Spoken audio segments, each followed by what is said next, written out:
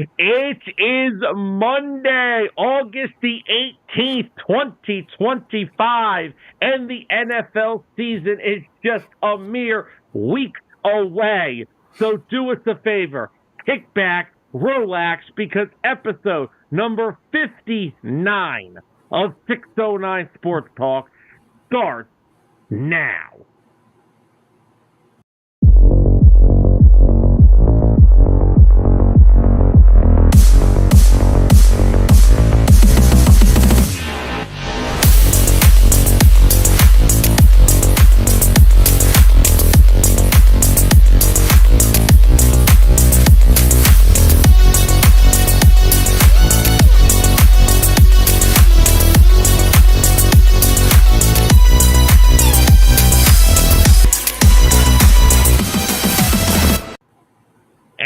Welcome in, everyone, back to another edition of 609 Sports Talk live here on Facebook, YouTube, and of course, you can check us out over on Spotify every Wednesday when the episodes drop over there. Of course, this is the show that unites fans, ignites debate, and is just simply getting ready for the NFL season to start. And as always, we are your hosts, Sam Nelson, the worst fantasy football player in the world, Tyler Adams. Tyler, how are we doing this evening? We're doing great on this Monday evening. Off of this great Monday evening. No. Have you given up Victory on it already? Monday. I wasn't done yet, Sam. All right, I had more to go. You're rushing the process here. I don't rush the process. I returned from a great, victorious Ohio trip, celebrating the Super Bowl champions. And of course, it's Victory Monday. Of course, we have the Eagles Hall of Fame merch. Oh, yeah. Mine will make its debut next week. It's okay. Sam is a crumb. Thank you very much. If you want to change your screen name, Sam's a crumb, go feel freaking free to. But anyway, big show tonight. Probably going to be a shorter show. You know, we have some things to talk about. Got some stuff going on in the AFC with the Bengals. What else is new? The Bills, they did something last week. We'll talk about that. We'll share our experience visiting the Pro Football Hall of Fame this past weekend. Of course, we got to finally meet up with our buddies, the Dueling Aces, Georgie, Bruiser. Got to hang out with them over the weekend. Very fun. I survived, so that's all that matters. Speaking of our Dueling Aces friends, Zolt's the first one in the comments tonight. What's up, Zolt? What's going on, Zolt? Zolt, apology accepted. Apology accepted.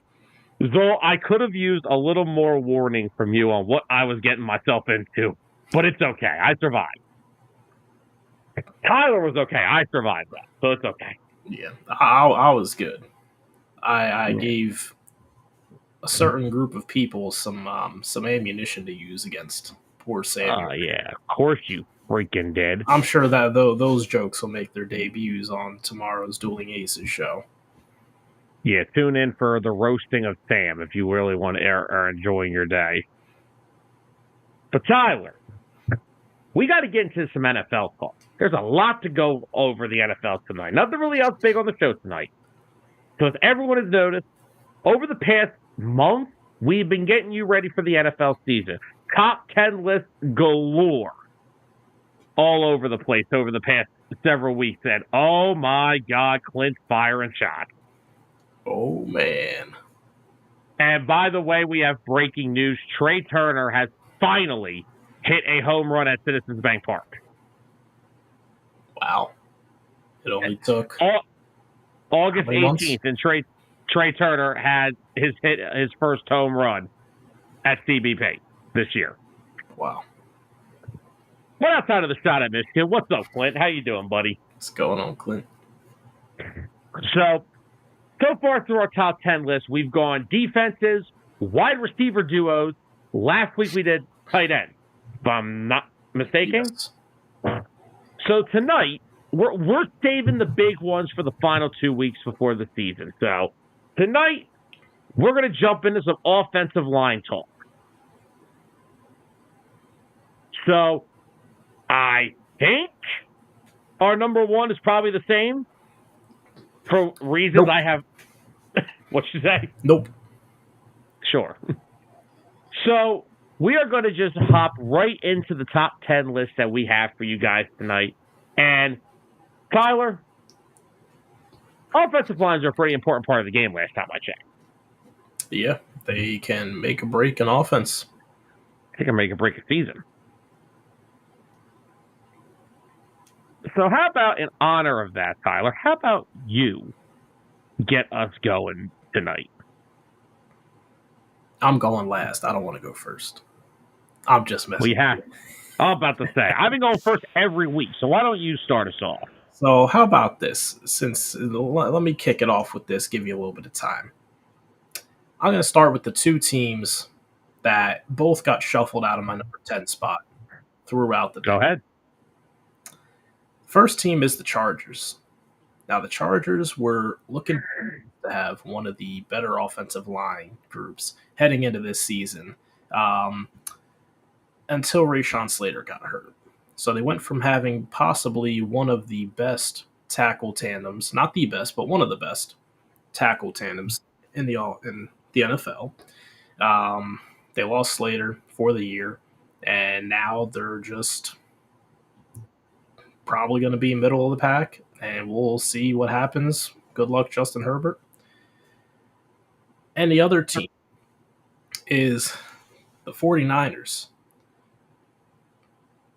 So, not sure if any of you guys may have had the 49ers crack your top 10s, but my one concern outside of a pretty solid group of players is the aging Trent Williams and how his health holds up throughout the season. Now, last year, he missed a decent amount of time. And heading into this year, it's going to be, I believe, 37 years old. Oh, yeah. Now, on their line, they have Trent Williams. Ben Barch has been pretty solid, a mainstay for him. And then another up-and-comer, Dominic Puny. They're pretty high on him. He looks pretty good. And then you have Jake Brendel at center, Colton McKivitz. They're solid, is what it is. Not world beaters, but overall as a unit, they're pretty good. But everything does come down to Trent Williams. And that's why I didn't feel like they were strong enough to keep them in my top 10. I just personally, I don't trust the Niners' offensive line in general. I don't trust their depth whatsoever. Yeah. Because outside of them, I mean, there's not much stepping up. So, yes, I agree. I will agree with you, though, on the Chargers. I had them in my list until that damn Rashawn Slater injury. Yep. So real quick, Anthony said Ohio is the bootleg version of Philly. No, it's not. We win championships in Philly. Ooh, man. And Zolt said the 49ers have enough healthy players to have an O-line. Not really. Yeah, that's, yeah, I'd say no. So moving in to my list. At number 10, Anthony, you're going to love this. I have the Washington Commanders. Now, the Commanders had the potential for me to be a little bit higher, but the status of when they're going to have their, I believe it was right guard Cosby, who got hurt last year in the playoffs. It was a pretty significant injury.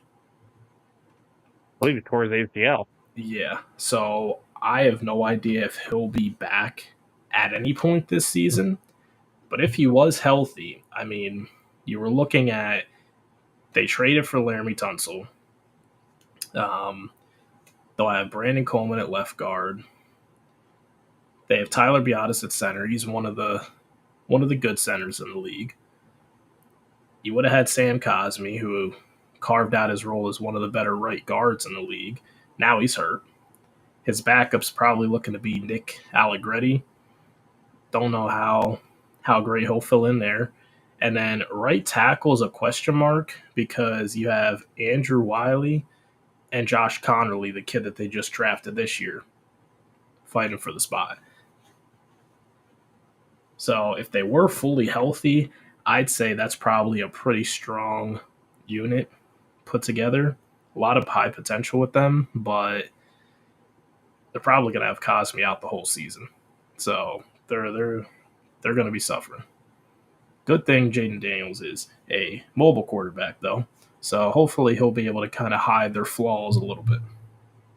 Which is essentially what Anthony has right here. Mm-hmm. Exactly what he said. And the reason the Commanders did not get into my top 10 is because I looked at their current depth chart, and it has Wiley as the starter. And I'm sorry, if I'm drafting an offensive lineman in the first round, he starts. I don't care who's there and who's... And I don't know where... Did you look that on ESPN or... Yeah. Because the one thing I will say, I don't trust the accuracy of ESPN's depth charts because sometimes I see some pretty ridiculous stuff. So we'll have to see come week 1 what the final starting depth chart is. I'm sure Connerly should crack the starting job.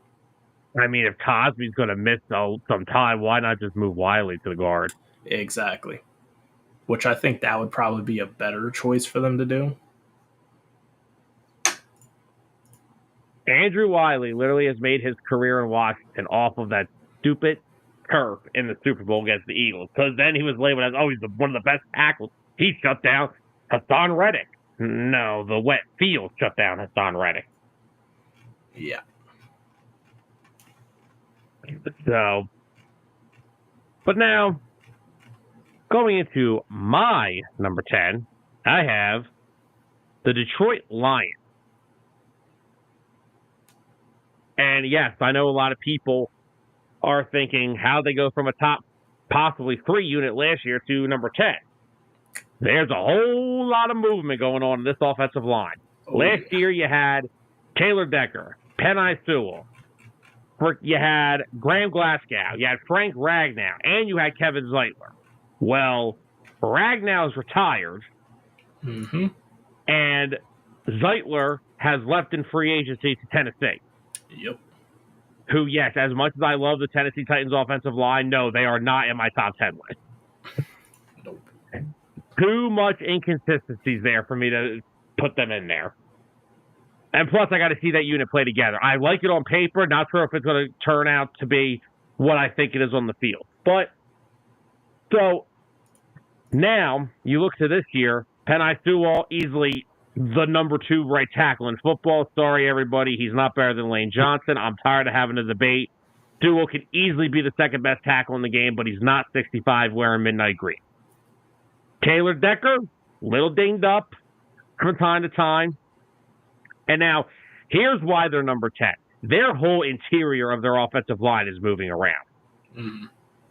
So, you've got Christian Mahogany, who was playing right guard last year when he did get in there. Now he is moving from the right guard to left guard. Glasgow, who was playing left guard, is now playing center. And as of right now, you probably have Tate Ratledge as your starting right guard. Yeah, he's slated to be the starter. So, and Mahogany's only a second-year player. Yeah. So I don't mind Glasgow moving to center. I think he's a good enough player that he'll be able to make the transition with no problem. I think the biggest question mark for their O-line is Christian Mahogany. I think it's both. I just think that's the interior in general because I agree with you that Glasgow could be a solid center, but it's like, can you replace Frank Ragnow, who retired? Well, the answer to that, if you can replace him, no. That's a no, yeah. But can you give me 50% of that? Can you be at least? Yeah, and I think the answer to that is yes. And the interiors, they're young. The interior of their guards are young. I liked Mahogany in his draft back 2 years ago. I think could be a very good guard. I like Tate Ratledge. He just fits the Dan Campbell profile for an offensive lineman. I think what they really have going for them is the fact that they do have two great left. They have great left tackle, great right tackle. Like you said, Sewell, second best right tackle in the game.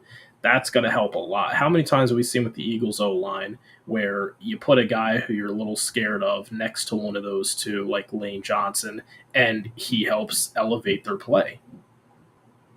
Maybe a guy that's with the Chargers right now? Exactly, Mekhi Becton. And honestly, that's another reason I almost still put the Chargers in there because I love Joe Alt so much. But now, Mekhi Becton, I was already questioning, could he do what he did in Philly and LA next to Joe Alt? Well, now Mekhi Becton is playing next to a backup right tackle. Yeah. So I don't know what Mekhi Becton I'm getting in LA. Zion Johnson has not been good at all since entering the NFL. But, so, yeah, Justin Herbert, learn the lyrics to the song Run, Run, Run, Run a Little Faster. So, and Zolt says that I had a fair ranking for the Lions. Thank you, Zolt.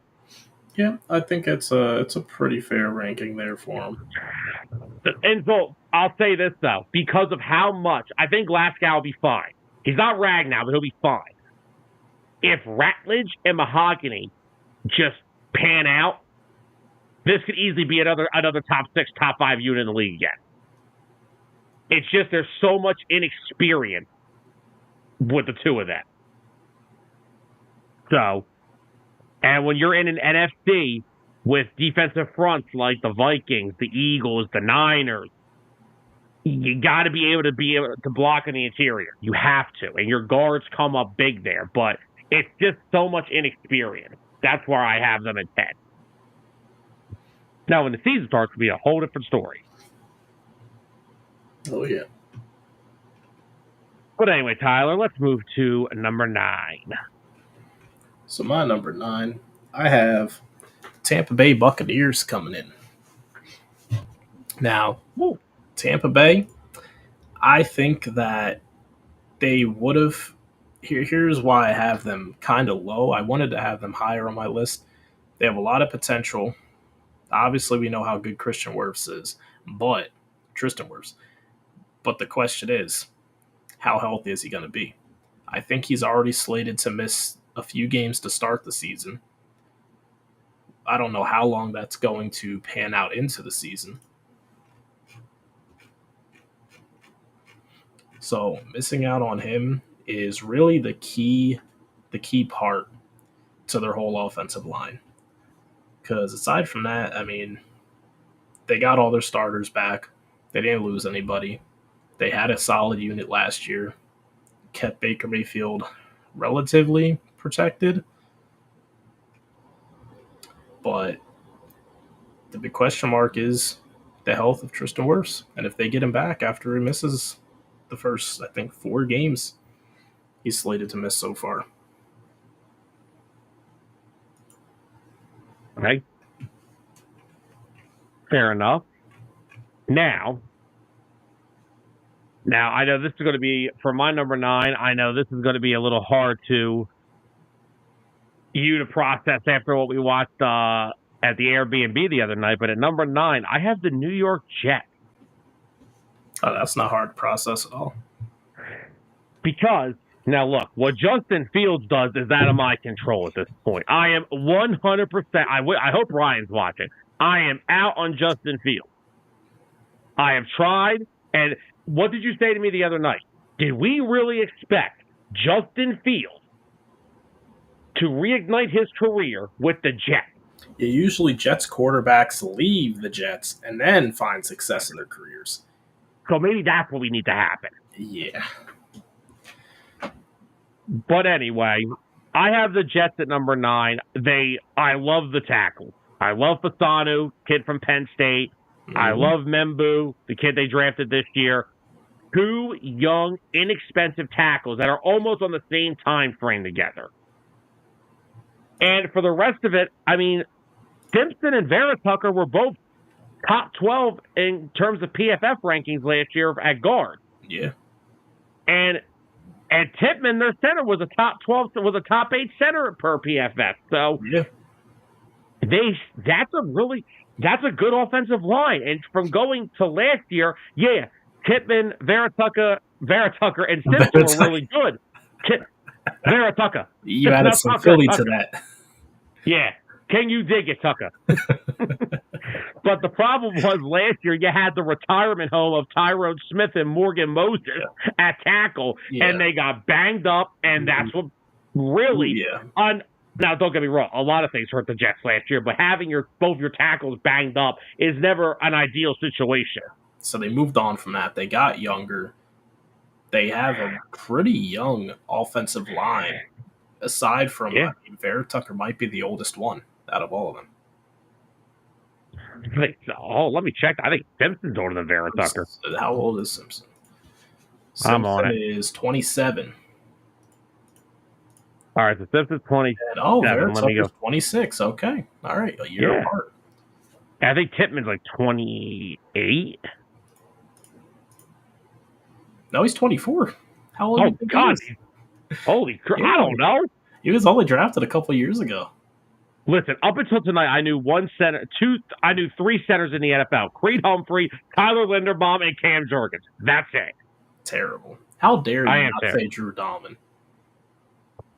I don't want to ruin the rest of the show, okay? Well, you're already ruining some of my picks, Sam, on my list. What? Okay.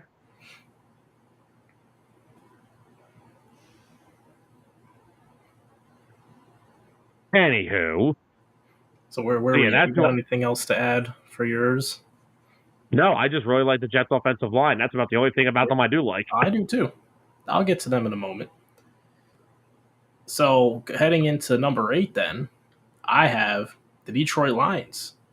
Now, we're getting into the territory where, Sam, you listed off everything I wanted to say about these teams already. The only thing I want to add on is that, like I already stated before with Decker and Sewell, I'm expecting them and their veteran presence to lift up the guards next to them and help them play better. I'm not too worried about Glasgow.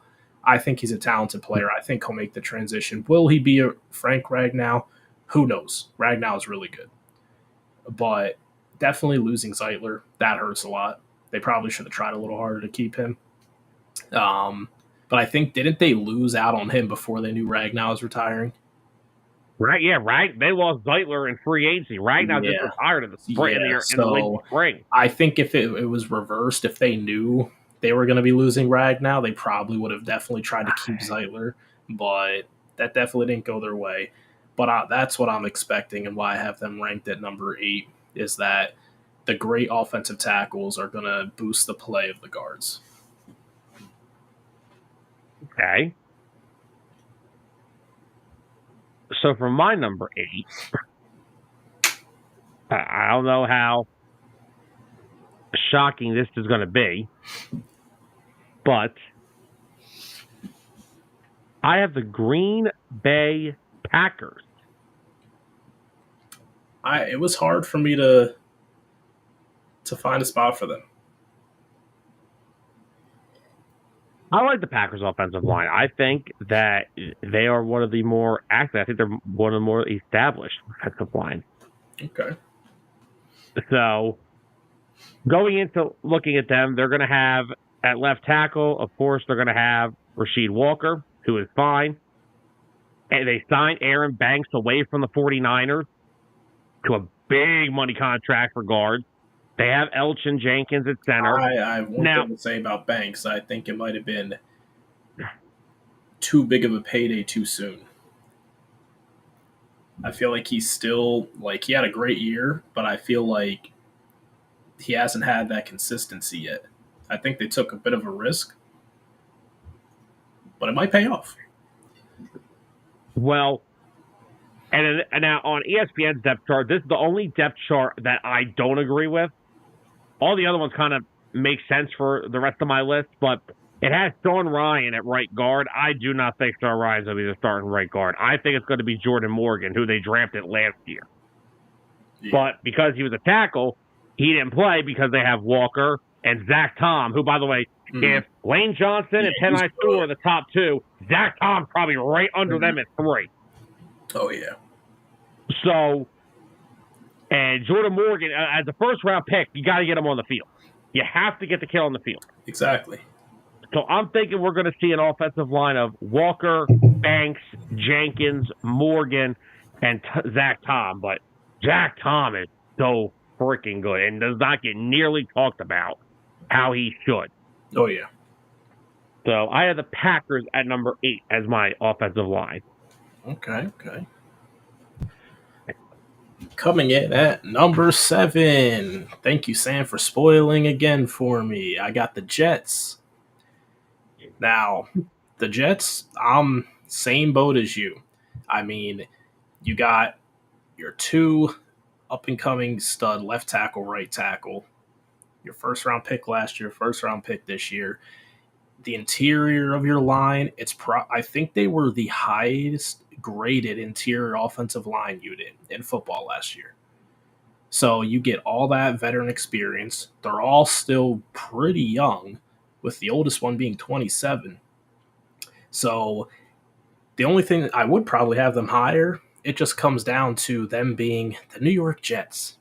And I can't ever put any sort of trust or faith into the New York Jets. So taking that into consideration with how talented they seem on paper, I think number 7 is a pretty fair spot for them. But, I mean, hey, Breece Hall looked pretty decent running out there behind the O-line. Justin Fields' arm, that's not the O-line's fault. I don't want to talk about that. We don't need to talk about him on this show. We don't need to do it. It's okay. Yeah, let's act like we did. We'll wait and see how he does week 1. Or actually the last preseason game, because I'm sure they're going to throw him out there again to see if he looks any better. Wouldn't be surprised one bit. All right, coming in at my number 7, I have the Atlanta Falcons. Ooh. I'm shocked you got them so low. I know, but I have 6 offensive lines that I like just a little bit better. Okay. And I like everything on each side of the center position. Jake Matthews, still one of the better tackles on the left side. Caleb McGarry, same thing. Solid right tackle. He's not Zach Tom. He's not Lane Johnson. He's not Penei Sewell, but he's solid. He'll do the job. And Chris Lindstrom may be one of the best right guards in football. Yes. And then you have Matthew Bergeron on the left side, and again, just very solid. Now, losing Dahlman, I think, is a big loss for this offensive line, and having Ryan Neuzil, I hope I'm saying his name right. Close enough. Close enough. But having a new center come in, getting on a freaking rapport with Penix and I guess Cousins if he plays at all, if he's still a Falcon by opening day. But no, I like their offensive line. I mean, look at the year that Bijan had last year. Oh yeah. So I like the Falcons coming in at number 7 on my list. Okay. So moving up to number 6, I have the Denver Broncos. Woo. So Denver last year, they had a really good O-line. They kept all their starters. They graded out PFF with 90.8 pass blocking efficiency. And they just have good starters all across the board. The one thing that put them lower for me instead of top 5 was the fact that they don't have any depth outside of their starters. So gosh forbid you have one guy that misses a significant amount of time, you're probably screwed. And then if you have someone else who misses a little bit of time during that period, you're definitely screwed. Because they do not have much, except for probably one of the top 5 guards in football, Quinn Miners. Isn't that the guy you liked a few years ago? Oh, yeah. Mm-hmm. I think he was the guy who was punching trees on his farm. Punching trees on his farm. Oh, my gosh. All right. We're at number 6, right? Yes, we are. All right. Coming in at my number 6, I have the Buffalo Bills. Not a lot of star power on this offensive line, but just a really good unit. I mean, Deion Dawkins, I'd say easily a top 10, top 12 tackle. Yeah. Probably toward the bottom half of that list, but I think he's solid. David Edwards at left guard, solid. Connor McGovern, solid. Osias Torrance probably has the most upside out of anybody on this offensive line. And he hasn't been bad. He's been very good. But if he could take that next level, we're talking potential top right guard in football possibly. And Spencer Brown they have at right tackle. So, like I said, nothing special. It's 5 very good, solid players that I really like on their offensive line. So, Josh Allen was MVP last year, and he wasn't getting sacked a lot. So, very true. Very true. I got the Bills at number 6. All right. So, at my number 5 is where it gets a little interesting. And this one might be controversial, but I have the Indianapolis Colts. Okay. Now, Colts, they did take a couple of hits. They lost Ryan Kelly and Will Fries to the Vikings. So they could have had a chance to have been a little bit higher on my list, but they still have one of the best guards in the game, Quentin Nelson. They have a very underrated left tackle in Bernard Raymond. I think I'm saying that right. Bernard Raymond. And then they also have over at right tackle Braden Smith, who's been a mainstay for them on their offensive line. He had a bit of a shaky year last year. He was dealing with some off-field stuff. But overall, the whole unit, I mean, right guard, they're probably going to have Matt Goncalves starting, center, Tanner Bortolini. The Colts just always seem to have a pretty solid offensive line, and especially being able to anchor on that left side of the line the most. I think they'll be pretty solid this year, helping Jonathan Taylor run that football. Jonathan Taylor's going to have to run the football with whoever the heck's playing back there. Exactly. You mentioned I didn't mention any quarterbacks on that team because I don't think there is one. Anthony, it's basically based off. It's based off a lot of things. It's based off of what units were really good last year and kind of stayed together. It's based off of units that were average that got really good because they added in free agency and the draft. And it's also their team's not on here because of what they lost, which is why the Colts are not on my list, because I think losing Fries and Kelly are big losses, and I don't know if replacing them is that easy. So it's a combination of many factors in this list. So coming in at my number 5, drum roll, please. You want to talk about controversial? At my number 5, I have the Chicago Bears.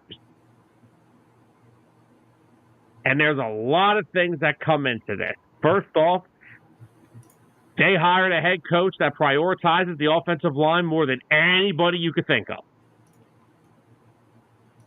Ben Johnson, along with Dan Campbell and that whole Lions coaching staff over the past 3 years, have done nothing but prioritize protecting the quarterback and protecting the run game. So what do they do? First off, Braxton Jones and Darnell Wright are their tackles, both very young still, 24, 25 years old. They drafted the kid Ozzy Trapilo. Try saying that 8 times twice. Ozzy Trapilo? Yes, there you go. So they draft him. He's going to probably be the backup to Braxton Jones. Don't agreed with me earlier. Now he said I've lost it. but you have Darnell Wright and Braxton Jones at tackle. You could not get much worse on the interior of an offensive line than the 2024 Chicago Bears. You couldn't get much worse. Yeah. From left guard all the way to the right guard, you couldn't get worse. Well, you go and get Jonah Jackson, who had been in L.A. previously and was with Ben Johnson in Detroit. So we see that. Dennis, what is up, buddy? Yes, I know. How are you, brother? Hope all is well, man. Good to hear from you. So, yeah, Jonah Jackson went to L.A., got banged up, but he got that contract in L.A. from with his time in the system with Ben Johnson. Yep. So now you put him back there. You go and get Joe Thuney, who has been one of the best guards in football from New England to Kansas City. Yes, I understand he looked bad last year playing left tackle. Most guards don't play tackle. He was asked to go play left tackle. Yeah, and then had a bunch of bums next to him. Exactly. So now he goes back to left guard. He's going to make Jones's life so much easier. Oh, and then you go out and go get Drew Dahlman from the Falcons. And you put him right in the middle. He's a Pro Bowl caliber center. I like this Bears offensive line. 2 young tackles, 3 new interior offensive linemen who have had plenty of success in this league. One guy's played with Ben Johnson. The other 2 are just automatic Pro Bowlers. I like this group a lot. I think they have high upside.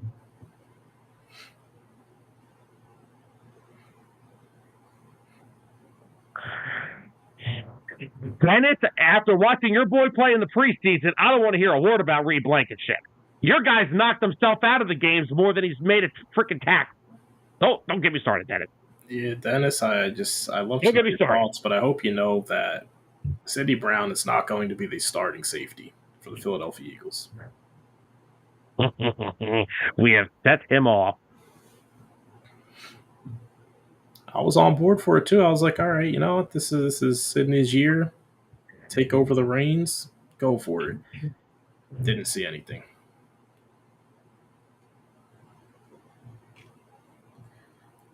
So where are we at? We are moving. We're number 4. Oh my gosh. Dennis is crazy. Dennis has lost it. Dennis, I guess you didn't watch Saturday's preseason game. Dennis has lost it. All right, so now I am sure Dennis definitely has some sort of love for Sidney Brown. He may know him. He may know him personally because he loves Sidney Brown. And man, anybody else who comes for Sidney Brown's jobs just sucks. He doesn't like him. Dennis, come on, Dennis. I'm not celebrating the preseason, but you're tough. But guess what? I'll tell you who's looked really bad in the preseason. I've seen. All right, Dennis, I'll give you a stat that does matter. Missed tackles. Sidney has a lot of them. Missed tackles, bad tackles, knocked himself out. Bad angles of tackles. Yeah. Not to mention he knocked himself out of the game. Yeah. Because he's trying to hit stick everybody.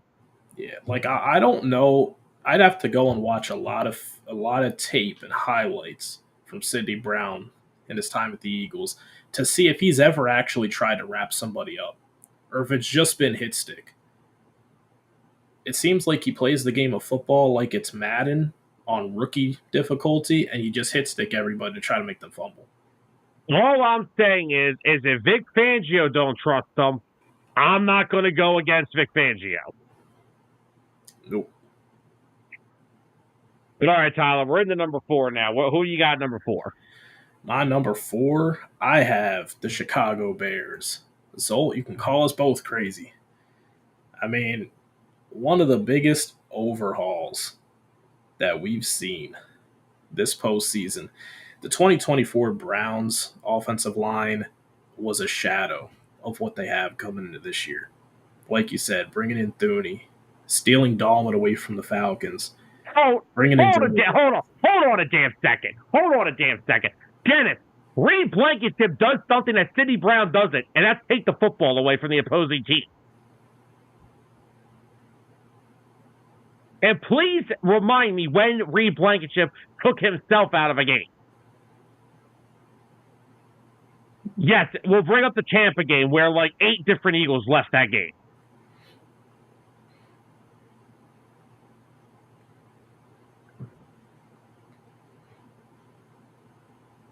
I'm assuming he's talking about Shedeur Sanders. Shedeur Sanders, ew. Man. But yeah, Zolt would like to emphasize we are both crazy. Zolt, that's okay. That's okay. Because right now, on paper, the unit that Ben Johnson has is possibly one of the top O lines on paper. Now we have to see them all play together. That is true. But from what they're putting together, and then having Ozzy Trapulo as a possible swing tackle if anyone gets hurt, I mean, it's just a strong unit that they put together. It's going to make DeAndre Swift look like an Eagles running back again.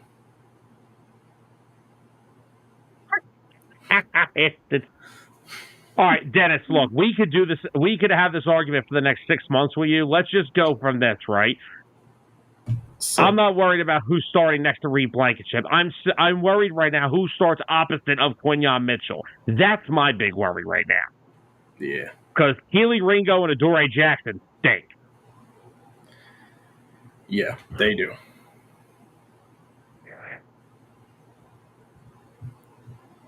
I also don't disagree with this take either. I don't. I said it from the beginning, though. They were always going to give the start to Joe Flacco. Now, once Joe Flacco starts the season like 1-4, then they'll probably look at their other options. They'll probably throw in Shedeur Sanders. Do you think they would be stupid enough to go Kenny Pickett next before Shedeur Sanders? Got to think it's the Browns we're talking about here.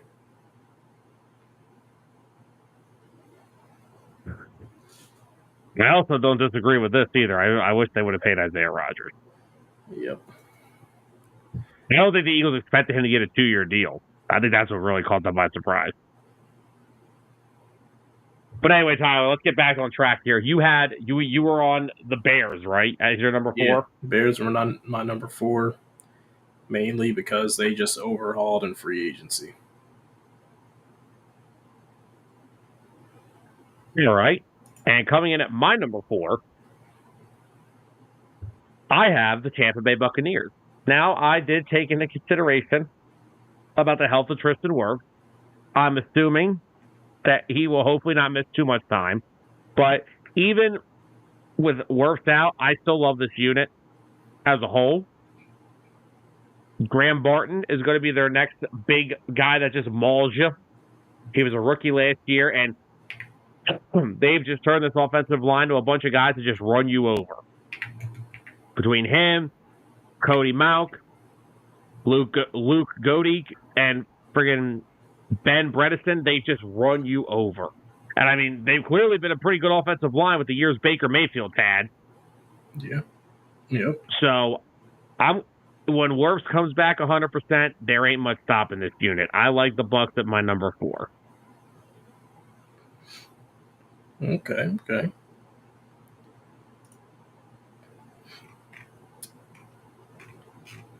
So, moving on to number 3. Getting interesting now. I actually have the Atlanta Falcons at number 3. Now, my defense for the Atlanta Falcons, yes, losing Drew Dalman is an extreme hit to them. But other than that, they brought back all other 4 starters. They have probably one of the strongest guard duos in the league with Bergeron and Lindstrom. And I mean, just last year, they looked really good, aside from, the shoddy quarterback play. I think that the Falcons have probably one of the most overall talented offensive lines that isn't the Philadelphia Eagles. Okay. And coming in at my number 3, I have the Minnesota Vikings,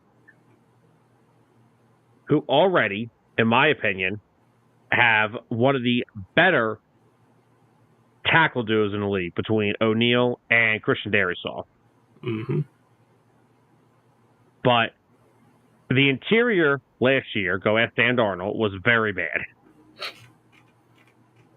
So they go out in free agency and they go get Will Fries to fill up the right guard position, gave him a big old hefty contract. Mm-hmm. And they also went out and got Ryan Kelly. So they took basically the entire Colts offensive line in free agency. They gutted their offensive line. Mm-hmm. And then to go shore up the left side of the offensive line, they go out and they draft my favorite offensive lineman in this past year's draft, and Donovan Jackson, who can play guard. And if Darrisaw is still a little banged up to begin the year because he had the knee injury, can switch out to left tackle, because Donovan Jackson did this for Ohio State when Simmons went down last year, and they won the national freaking championship. Yep. So I think, outside of the Bears, I think this is the best overhaul of an offensive line, strictly because I think Darrisaw and O'Neal are already more established than what the Bears tackles are. I think the Bears tackles have potential. They do, but yeah. You're right. But Brian O'Neal and Christian Darrisaw, I know who they are. I know what they're going to give me. Darrisaw is one of the best left tackles in football. He is. I view them as the second best offensive tackle duo behind Mailata and Lane. But yeah, so I got the Vikings coming in at number 3. All right. Well, that's perfect. Thank you for stealing all of my stuff, Sam, because I have the Vikings at my number 2 spot. Like we just said, my opinion, best offensive tackle duo behind Mailata and Lane. Them adding Kelly as their center and Fries as right guard, and then drafting Donovan Jackson, they literally just filled every single void that they had on their offensive line. And they're all going to be very talented, including Donovan Jackson as well. So, health issues aside, because you got Will Fries coming off of an injury from 2024. And, I mean, Ryan Kelly, he's been reasonably healthy, but he's also 32 years old. And then, like you said, with Christian Darrisaw, his week 1 status is in question. We don't know if he's going to be ready to go. But overall, if they're all healthy, that offensive line, they're probably going to be up there with the Eagles' offensive line as far as the most dominant O-line in football. Donovan Jackson just makes that line so good with his versatility. Yeah. And let's not forget who's going to be running the football behind that line too. Aaron Jones. Mm-hmm. And they got the kid Mason from the Niners. Yeah. All right. And coming in at my number, that was your number 2, right? Yep. All right, I just want to make sure I wasn't skipping over you.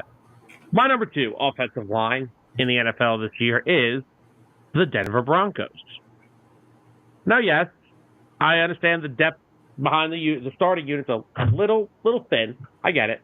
But Bo Nix had one of the better second halves in the NFL last year, a lot because of the protection that 5 gave him. Garrett Bowles has turned himself into a top 8 tackle in the league when he really got off to a slow start in his career. Turns out he's been one of the better tackles in football over the second half of last year. Mike McGlinchey, a lot of people were concerned when he left San Fran. Was he going to be able to be a good right tackle outside of the Shanahan system? He's been just fine in Denver. I love the guards. Ben Powers, I honestly think, is one of the better left guards in football. Quinn Manners, again, right guard. Dude knocks trees over, apparently.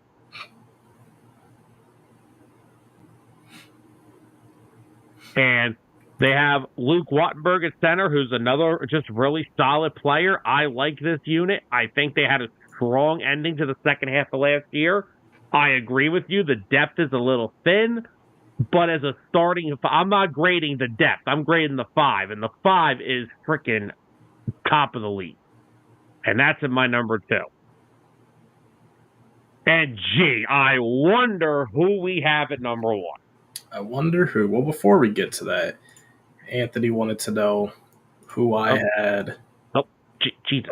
We're blocking each other. Yeah, right. I'm trying to click on it. So I had the Denver Broncos at number 6, and the Ravens did not make either of our lists.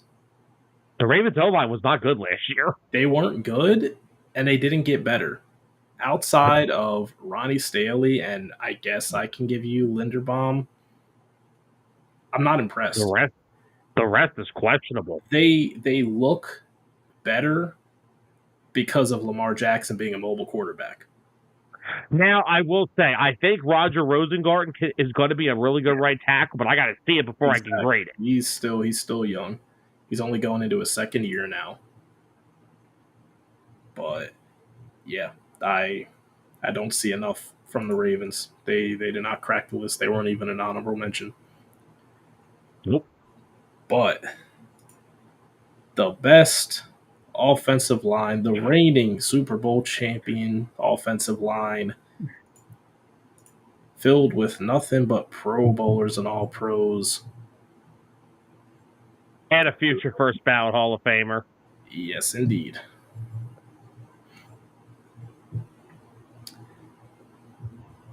Where do we start? Anthony, that makes some good sense, but when the playoffs come around, I remember Lamar's one interception in that Bills playoff game came because he was running for his life. Yeah. Look, hold on, Anthony. The Ravens are going to show up plenty in the next 2 weeks of top 10. They'll need everything, okay? So, you mentioned Hall of Famer, future Hall of Famer Lane Johnson. He graded out on PFF as the 5th best right tackle. We all know he's the best right tackle in football. He's just consistent year after year. Pair that with Jordan Mailata, who, if he just continues down the trajectory that he's on, he's going to be a future Hall of Famer too. He just graded out as the best offensive tackle in all of football with a 95.2 PFF rating. Hold on. Anthony, won the Super Bowl. Anthony, they won the freaking Super Bowl. They didn't win the Super Bowl with having a lot of weak spots, I'll tell you that much. And second of all, this is only the second time they've come up number 1 on our list. They weren't number 1 in wide receiver duos. They weren't number 1 at tight ends. They're still the best. I still think they're going to be the best defense in football. And with Anthony, you just brought up Derrick Henry with the Ravens. I'm sorry, what did 26 run for last year? When you have a 2,000-yard rusher, I think the offensive line is pretty freaking important in that. Yeah. We also made Miles Sanders look like an NFL running back. They made DeAndre Swift a freaking Pro Bowler. Yeah. They made DeAndre Swift a Pro Bowler. There is no homer pick with this one. And all those 3 running backs, 4 of the 5 starters this year were on all 3 of those teams. Mailata, Lane, who's the best right tackle in the game, and Mailata, if he's not the best left tackle, he is like Penei Sewell of left tackle. There's Tristan Wirfs, then there's Jordan Mailata. Landon Dickerson's the best left guard in the NFL. And Quinn and Nelson might want to have words about that, but they're not. Well, that's fine. That's fine. Because guess what? When this big old boy rolls out there on his lawnmower for week 1 with a big old case of beer again, we'll be talking differently. Wait, does that mean he's playing or not playing? If he's rolling out on a lawnmower with a case of beer, I don't know if he's going to be able to play. He's stone cold. Uh-oh, Sam froze. If you think Landon Dickerson is not your freaking mind, He's playing week 1. If he's not playing week 1, he'll be back by week 2. But then, so to get back on track, in my opinion, the Eagles have the best left side of an offensive line you can get between Mailata and Dickerson. I mean, this whole offensive line is literally just either Pro Bowl or All Pro. Now, we lost Mekhi Becton, who we also made into a Pro Bowler, if I'm not mistaken. Was he a Pro Bowler last year? If he wasn't, he was an alternate. We got him paid by the Chargers. Got a compensatory draft pick. Mm-hmm. So now, Jurgens doesn't even need any mention because he's already stepping up to be one of the best centers in the league. And can I just, before you continue, everybody after 2023, oh no, what are we going to do without Jason? We're not going to be as good. Well, I didn't see a difference between Cam Jurgens out there. Nope. He picked up right where he left off. And that's why that was so important, because Kelsey did help scout him. He handpicked him. He really handpicked him to be his successor. So now let's move into, I guess, what everyone would look at as the question mark, right? Okay. The starter is going to be Tyler Steen at right guard. Oh, there's no other competition. I'm not worried about him at all. I see Tyler Steen slotting in and either matching or exceeding what Mekhi Becton did. I agree. And Tyler Steen, as long as he's not streaky like we've seen in the past, he was never a full-time starter in the past. So, of course, a guy might look streaky. You know, you're having him come off the bench, fill in for a few plays, few series. Now he's getting a full-time starting job. It's his to lose. And he is in the best situation. We have the best offensive line coach in the NFL.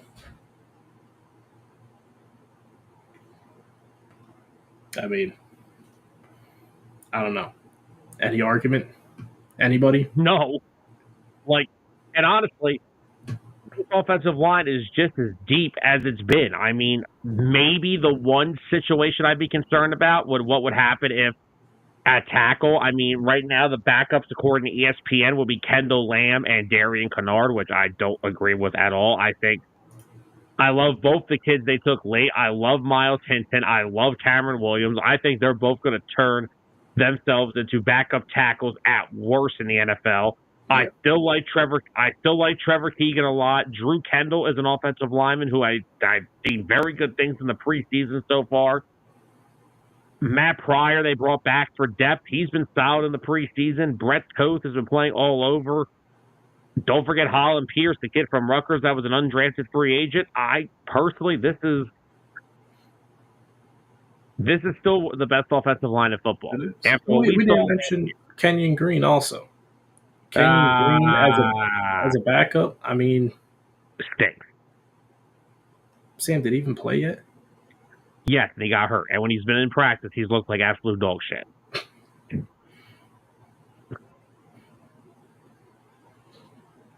I'd rather see Trevor Keegan before I see Kenyon Green come into a football game. Okay. Who's another guy I still like a lot. But look, the 5 starters. I'm not worried about Tyler Steen and the inconsistencies people claim he has. The guys, of course, they're going to look inconsistent when you've never started full time. But when they needed him to last year, the NFC title game, they came out. He did his job. Oh, Anthony, we're going to get to that in just a moment. Trust me, brother. I ain't forgot it.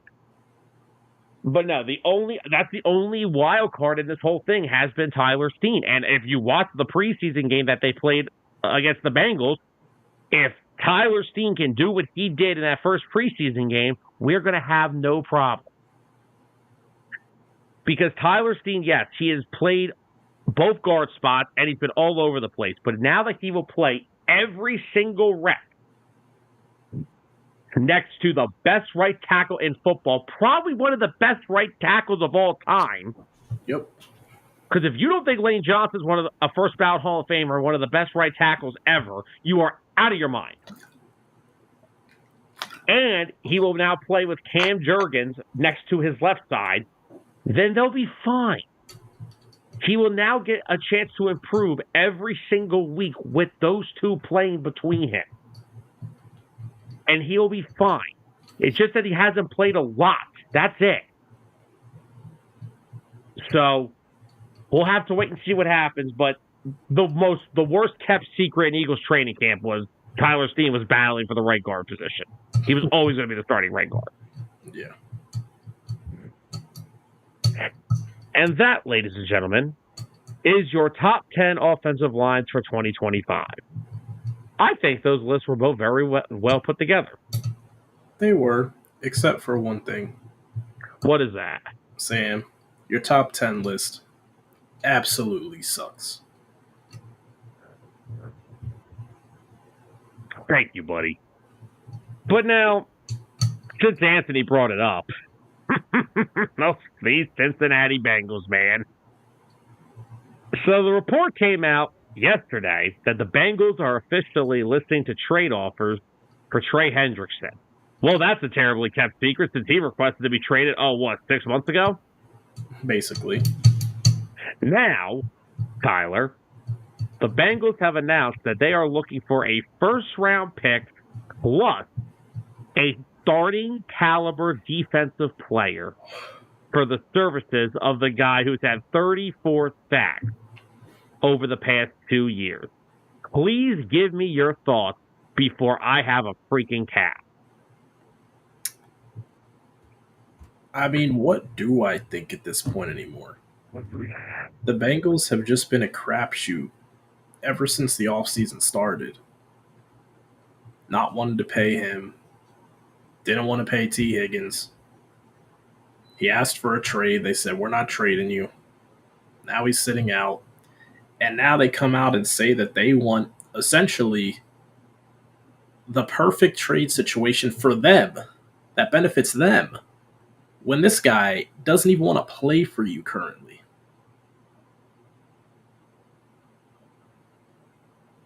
So we're looking at, how old is he again? Is he 32? He's like 30. 30. Trey Hendrickson. I'll give it a look. Let's see. I'll pull it up real quick. Trey Hendrickson. 30 years old. Coming off of 17 and a half sacks. In back-to-back years. Back-to-back years. And you want a starting defensive player and a second-round pick.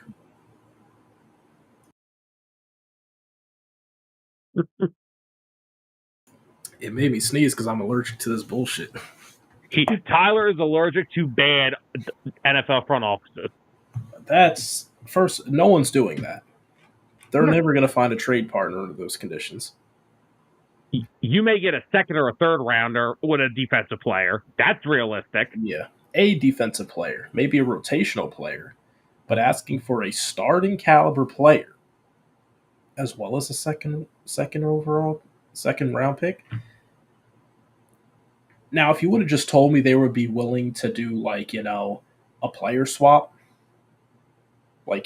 him for just a starting caliber player, I would have been like, okay, it's still going to be tough to find a trade partner, but at least that's more realistic than asking for a second round pick on top of that. No, they're not asking for a second. They're asking for a first. Oh, it wasn't? Wait, it was a first? No, I said the most they would get if I was a GM would maybe be a second. second. For a first. They want a first and a defensive player. And a starter. It's just even worse.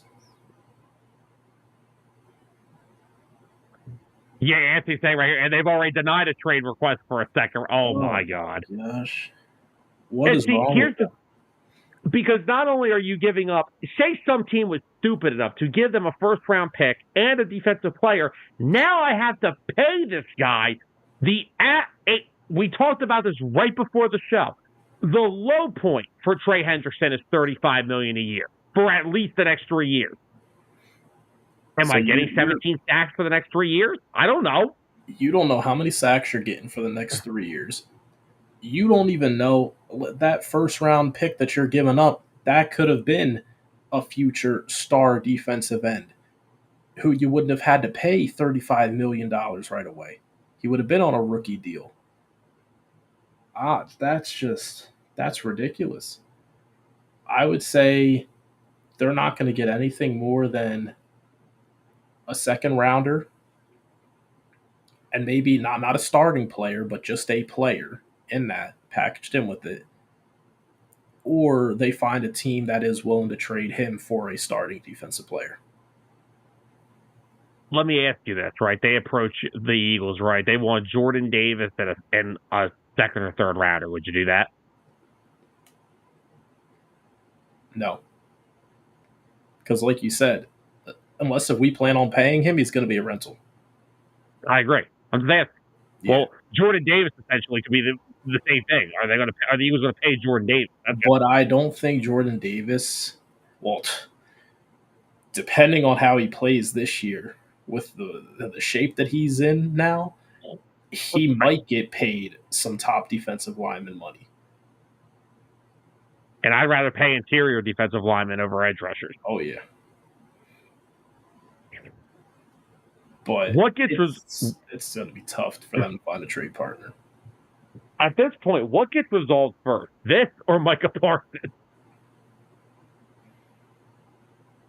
That's tough. Because I don't know. I haven't heard much from the Micah side in a while. I don't know if he is like 100% done with Dallas or if there's still hope for a contract.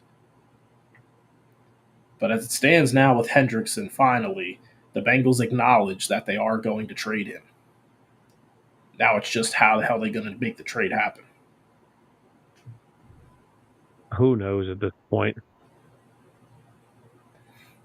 No idea. All we know is that the Bengals have got to be one of the worst front offices that I have ever seen.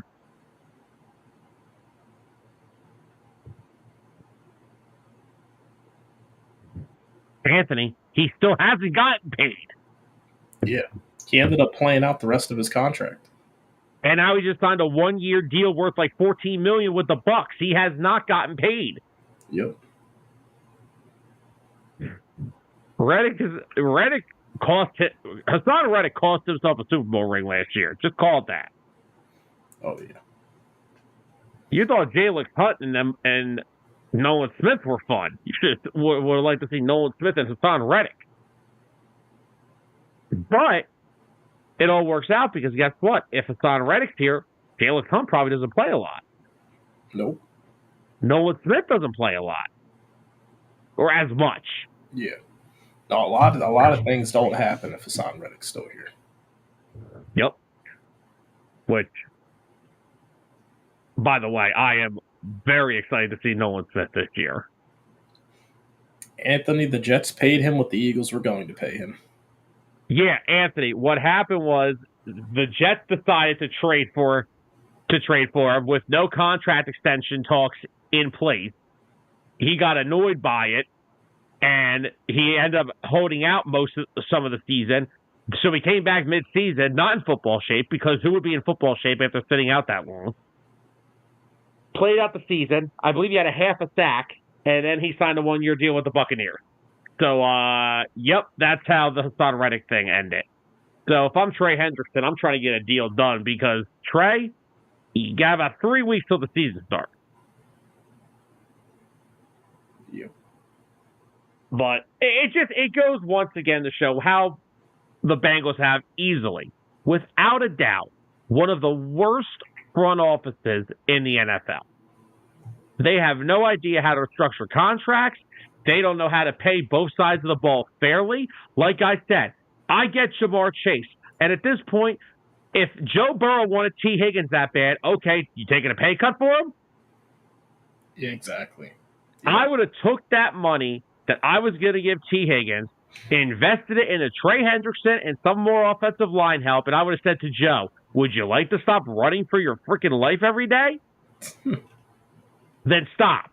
Because T. Higgins, he's good, but I'm not mortgaging the franchise for Mm-hmm. So it just goes to show the Bengals are not a good front office. They don't know how to take care of their own players. They don't draft well. Because even if they say, okay, Henderson isn't playing, we have Stewart. Stewart's gonna stink. Sorry, Bengal fans, Stewart's gonna stink. I'm sorry to ruin your day, but Stewart's gonna stink. Yeah, what Anthony just said, it's Brian Robinson. Yeah, I did see Robinson was on the trade block. It'll be interesting to see what kind of team would be interested in his services. Probably a team. Teams are definitely interested because they held him out of the game. So probably looking like they're going to be trading him soon.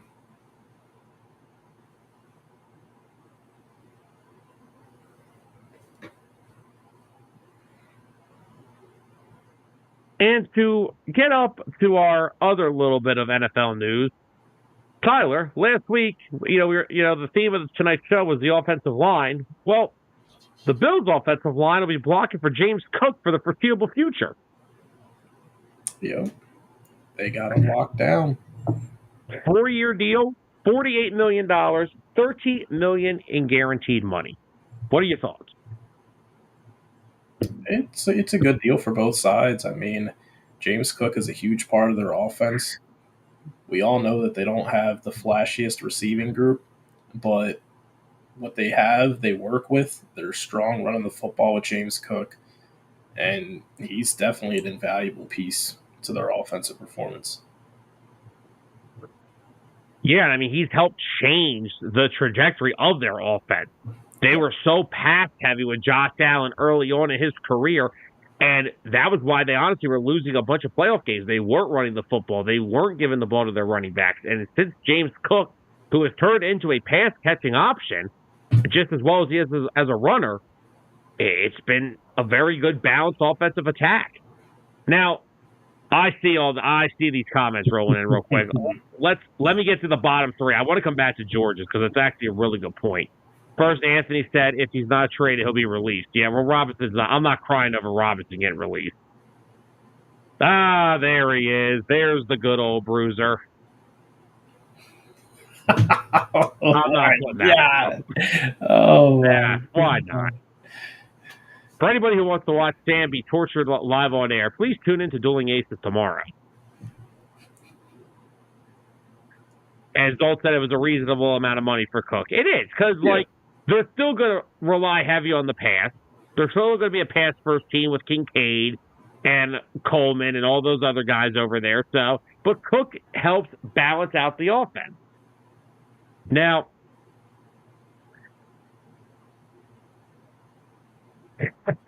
Anthony's calling it George. Oh, boy. Oh, no. So, George is saying that it's always about the system that you can play in, and it's late now. Just like the Commanders and Robinson wanting to be traded. Good luck. What do you think about that? What do I think about it? I think anytime a team says if they don't find a trade partner, they'll release the player, the trade never happens. Teams already know what's going to happen. I don't think there's any team desperate enough right now in the NFL to trade for Brian Robinson because Brian Robinson doesn't necessarily change your team enough to make them, take them from being a pretender to a contender. He's a good running back, but he's not going to make or break anybody's roster currently. Teams are just going to wait. They're either going to make a trade for barely anything, maybe a couple bags of chips and a 7th round pick, or they're just going to wait until he gets released and then sign him off of waivers. So what's your opinion on the first half of the comment? Because it's talking about Trey Hendrickson as well. Because he's saying Trey Hendrickson is garbage and they're going to expose him. I wouldn't say he's garbage, but he's definitely... I mean, you look at his last year with New Orleans in 2020. He had 13.5 sacks, so that's another system. And then he goes to Cincinnati. First year in Cincinnati, 14 sacks. The next year in 22, he dropped down to 8 sacks. Then the last 2 years, he's had 17.5. So I'm not going to say Trey Hendrickson sucks. I think that's a very bold statement to make, but do I see him getting 17 and a half sacks on another team? Probably not, but I definitely still see him at the minimum, like 12 sacks on some good seasons. So Because I essentially, think, you're probably going to be trading for a player who's going to get you 12 sacks a year. well, and I think that's the problem here is that where is Trey Hendrickson's best football behind him? Am I getting a guy that I'm taking a risk on? Because So it was the same that's thing. tough because do we know when his prime's going to be over? I mean, he played in every game the last 2 years, didn't miss any time, and put up 17 and a half Okay, consistently. but So is he going to take a step backwards, or is he going to be able to keep up with, like, what in your opinion for him would be a step backwards? Would it be 12 or 13 sacks, or would that no, still be, would it be like 10 or lower? I'd say 10 would still be I feel like, manageable. But yeah, I think 10 has to be the baseline to then, command a big contract like he wants. 10 yeah. has to be minimum. But now you have to go back and look how Anthony just brought up Hassan Reddick. Look at Hassan Reddick. He had that year with the Panthers where he had 12 and a half. Then he comes to Philly, gets 16. Then he has the year in Philly, he has 11. And now look where he is now. That's the fear factor that you have to take in. He was also only 30 years old wanting a new contract. And look what happened. That's what you got to ask yourself. Do I take that risk and give Trey Hendrickson 30, 35, 32 million a year? Yeah, that's tough. It's a risk no matter which way you cut it. So I think best case scenario, if the Bengals get desperate, they trade him for just a second rounder. Team takes a risk on with a second round pick, give him his contract that he's looking for. But relatively, he's a healthy player. He's reliable. He can obviously put in the work. I do agree with Anthony. I mean, it's not like he's putting up these numbers next to like an all pro defensive end. He is the all pro defensive end, pro bowler defensive end. There isn't anybody that's better than him next to him. He is that guy. So I agree. I don't think he would have it. Definitely a bad situation could negatively impact him a lot, and maybe we only see like 7 or 8 sacks out of him, but I don't see too many bad situations that he could possibly go to where he won't find a way to thrive enough. Do you think Trey Hendrickson gets traded before the start of the season? With what they're currently asking for, no. It's going to take a lot of teams reaching out and them saying no a lot before they realize, maybe we're not going to get all this. Because if you want a first rounder and a starter, defensive starter, who in the NFL can offer that for a 30-year-old player? I'm just hanging on to my pick and using it in next year's draft. Forget that. Yeah. Because let's think, Philly's not going to do it. I don't think Washington would do it either. No. Who would they ask for? Lattimore? I think Anthony would do that in a heartbeat. He probably would. Yeah, I think Washington doesn't really have a lot of young defensive talent to give up, nor do I think they're in a position to give up draft picks either. Nope. So, yeah, I don't know why the Bengals just they act like they had a better defensive end that they needed to pay. would Detroit? Let me pull up Detroit's depth chart real quick. I want to see who they got. What part I think do they have?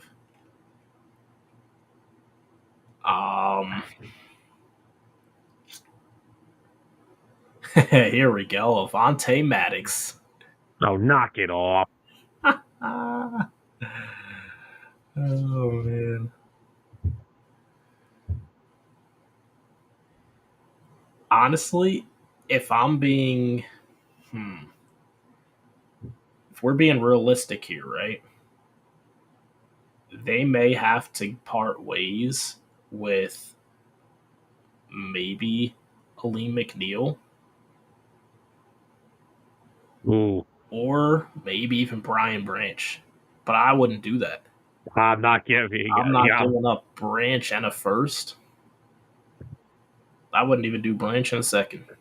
Knowing the Bengals, they'll ask for freaking Hutchinson. That's how stupid they are. Yeah, you want him? We'll take Hutchinson. Yeah, have fun. Good luck. Stupidity at its finest. All right. So, and Zolt just said Detroit would like to, but can't afford to pay him. And then Hutchinson the year. Oh, yeah, that is true. I forgot about Hutchinson's impending contract. That's the tough part. Like, they're already asking for a lot, but then the team also has to pay him. Because no team is going to give up that much and not be able to pay him. That's the most expensive 1-year rental ever. Fair point. Now, we're being requested by somebody to speak about a little trip that we took. Yes, we are. So, like we said, this is going to be a little shorter of an episode. I mean, we're at an hour and 20 minutes. So, to end the night show, we would like to talk about the experience that we had over the weekend. As we know, Tyler and I took a lovely trip to Ohio to visit some friends. Of course, I was out there for my goddaughter's first birthday. So, happy birthday, Elena, once again. Yes, happy birthday. And thanks to our great friend, Mr. George, we took a trip on Friday to the Pro Football Hall of Fame. And that is something that Tyler or myself have yet to have been to in our lives.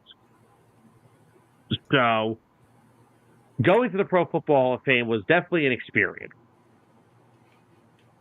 Something that... Zolt, for Sam, that pretty much sums it up.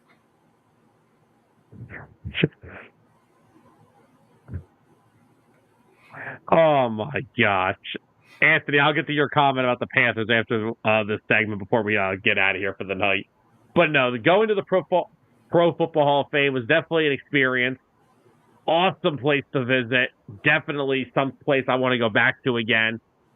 Just the amount of stuff that they let you experience, from like having the football helmets to where you can listen to play calls, to the replay thing, the challenge system, you can go and overturn a call, to every team that wins the Super Bowl getting their little section towards the end there, where they have all the Super Bowl rings laid out. I mean, I have a few photos that I've uploaded. I only got about 11 of them, so just 11. Just to give you guys an idea of some things they have there. I mean, you've got stuff like Nick Sirianni's whole basically attire for Super Bowl 59. Yep, shoes, headset. Then you have here, so this is Nick Foles' Super Bowl 52 jersey, and the Jalen Hurts jersey is the one he wore in Brazil when the Eagles and Packers played there last September.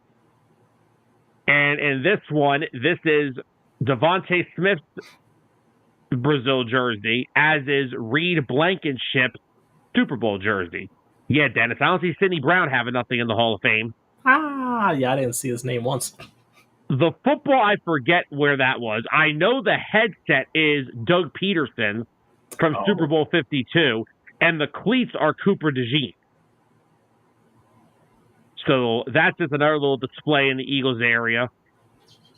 And of course, then you got to have the Vince Lombardi trophy, which, by the way, finally getting to see this thing up close and personal. Oh my God, is it beautiful. And just some other little things that they had there. This was the jersey and the little piece of paper that Peyton Manning had in the locker room when he threw his 509th career touchdown. They had the award winners from this past year's year, like Kevin O'Connell, who was, of course, Coach of the Year. Josh Allen, who was... what was that, Tyler? Not my MVP. Sorry, I had to clear my throat. Fair enough. And then, of course, Anthony, you'll love that. Offensive Rookie of the Year, Jaden Daniels. Then, of course, they have Pat Surtain and Saquon's jerseys right up at the front there for their Player of the Year honors for offensive and defensive player. Of course, they have the buses of all the heads. This, of course, is the entire 2025 class, which is Eric Allen, Jared Allen, Antonio Gates, and I'm freaking blanking on who the other guy. Who's the other? Sharp brother. Oh yeah, Sharp. I forgot Sterling Sharp. Sterling Sharp. There we go. I was blanking for a second there. I always blank on his name too, because you always think Sharp. You always think Shannon. Yes, and I mean Shannon Sharp has his head bust in there as well. Yeah. This room, guys. Before I get to, and then real quickly, the final one is this is in the Walter Payton Man of the Year section, where this is a knee brace that was worn by Peyton Manning, but this right here is J.J. Watt's jersey from his final career NFL game.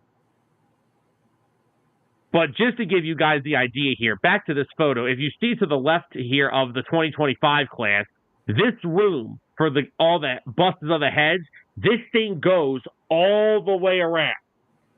And it is one of the coolest things. Now, I went to the Major League Baseball Hall of Fame. And they have something similar to this. But when I tell you, the NFL Hall of Fame is one of the coolest experiences that I will always have with me now. I got something off the bucket list, hit the Pro Football Hall of Fame. Tyler is rocking some of the merch he got from the Hall of Fame, which is the Eagles Hall of Fame shirt, which has all the names of every Eagle that is in the NFL Hall of Fame, and you can only get those shirts at the Pro Football Hall of Fame. So, of course, shout out to George for telling us that, and we each grabbed one. I just didn't wear mine. I know. I'm a crumb. Crumb.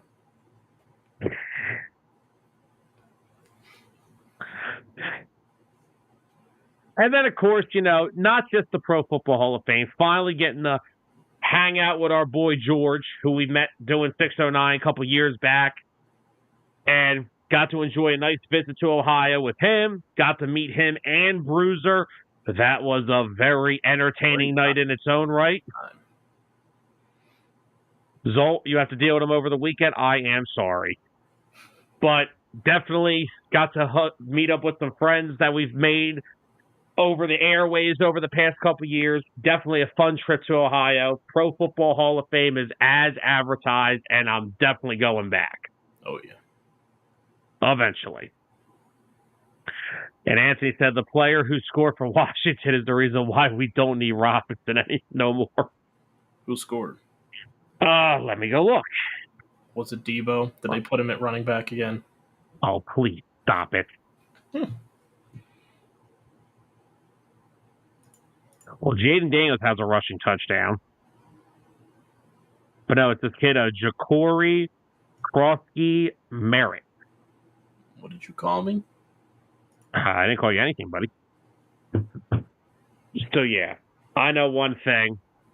For a fact, my NFL Hall of Fame experience was awesome. Tyler, what's up, Adrian? What's up, Adrian? This is just getting better. Speaking while Adrian's here, yes, to answer anyone's questions, in the section where they have all the busts of the NFL Hall of Famers' heads, yes, Jerry Jones has one there. Yeah. So just to make everyone feel better, Jerry Jones has one in the NFL Hall of Fame. Yeah. Woohoo, Cowboys fans. But Tyler, would you like to comment on our weekend in Ohio? I mean, it was great. The Pro Football Hall of Fame, it was just an extraordinary thing to experience. And that room with all the busts in it, like you said, man, it's going to be interesting in a few more years to see where they expand it to fit more. Because when I tell you that the most recent class was at the end of the roundabout in the room, it was at the end.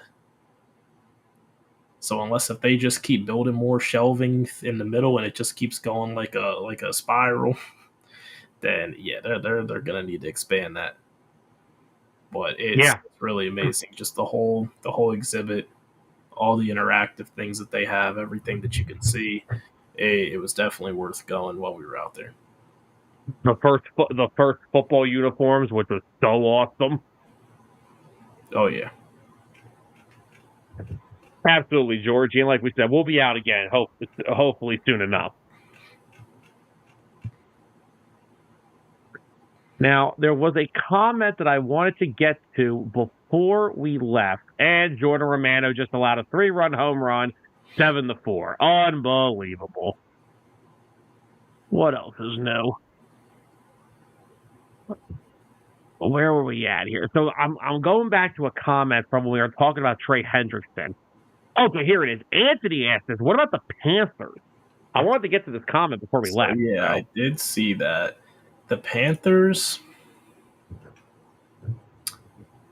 with the current asking price for Trey Hendrickson of a first round pick and a starter, I mean, did they define what kind of starter that they want? Does it just have to be someone who's technically starting for them, or do they want like an actual good starter? Hey, if I got to pay him $35 million, I'll give you whatever I can afford to give you. Because I don't know, maybe. I think I know a player that they would ask for, that they would request. J.C. Horn. Ooh, I ain't doing that. But if they ask for that, maybe they won't ask. They definitely shouldn't ask for a first rounder as well. Carolina did just pay him too, so it's also maybe Morig, but I think they just brought him over from the Raiders. Yeah, they just signed him. Signed him.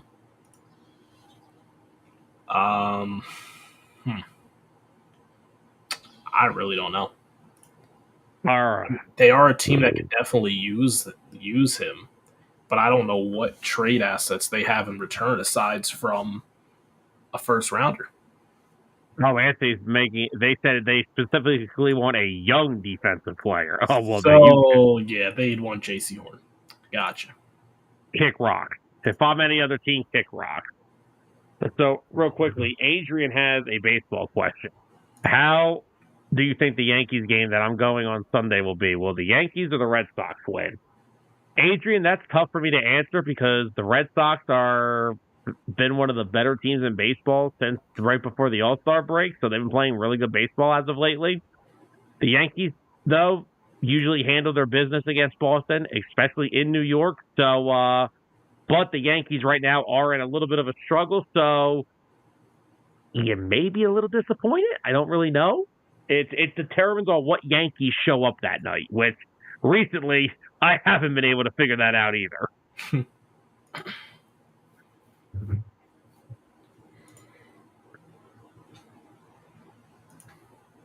But anything, though, Tyler, anything else we have to talk about tonight? I think that's about it. Well, the one thing we can say, I survived Ohio. Sam did survive Ohio, but he will not survive tomorrow night on Dueling Aces. I may not survive Dueling Aces tomorrow. But anyway, guys, thank you everyone for joining us tonight. One more big shout out to all of our friends out in Ohio that made our trip such a fun experience, and we cannot wait to come back. We will definitely be back out there, hopefully soon enough to see everybody again. And once again, happy first birthday to my goddaughter, Elena. And I am just happy I finally knocked off my bucket list of the NFL Hall of Fame. And I just got to enjoy the weekend with a bunch of great people. But anywho, guys, just think, Tyler, if I'm not mistaken, we are almost time for college football. Next, not this weekend, but next weekend. Yep. We are going to have some college football to preview next week, buddy. Yes, we will. Good night, Adrian. Thank you for joining with us a little bit tonight. But, so yeah, guys, college football gets back to us next weekend. It's going to be a fun week. And that means the NFL is not far behind. 2 more top 10 lists, guys.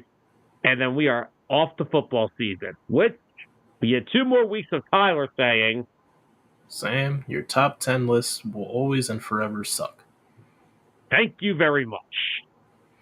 But guys, thank you all for joining us tonight. Hope you enjoyed tonight's episode, and we will see you guys next week.